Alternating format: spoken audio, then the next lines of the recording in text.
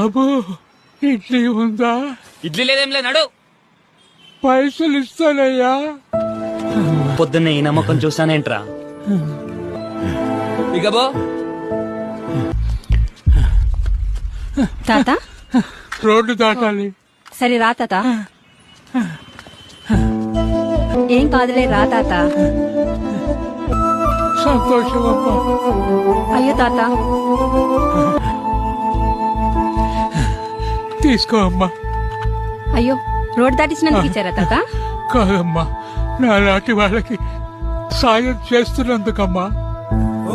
చల్లకుండు. సరే తాత వెళ్తాను.